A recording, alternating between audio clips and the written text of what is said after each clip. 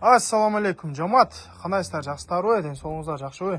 Şu күчтүү сауын үй сатыкка чыгып атат, көрүңүздөр. Торпогу эркек. 3-чү же 4-чү баласы. Көрүңүздөр. Энчи бап законный мал. Малдын саулаттары, сын сыпаты жайда. Торпогу дагы эркек. Мал сауганга өтө жоош. Кашыбай отуруп келип эле сабай бересиздерби? Мынакей, бараке баш бар экен. Желиндер законный. Чыгыштары. Сонтан сүт бар ғой, көрсөтсөз. Желиндер законный, төртөө тең.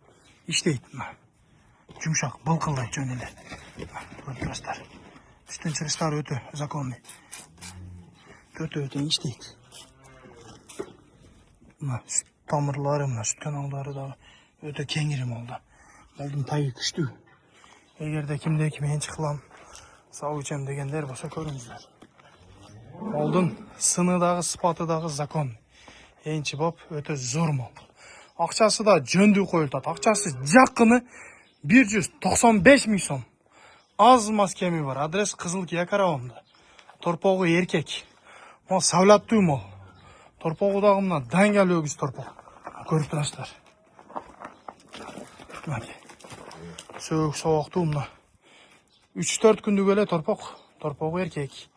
Мал сауганга өтө жоош, любой жагынан сау турат. Малдын сыны, сыпаты, сулуулугу нормальный, узун, энчи бап законный мал. Эгерде шу мал кимге кызык болсо, оң сол билесиздер, жакшы малдарды чыгарабыз постоянно, сүт каналдары. Көрсөтсөздөр, сүт өтө көп малда. Малда эртең менен кечкиси таза 10 литр сүтү бар.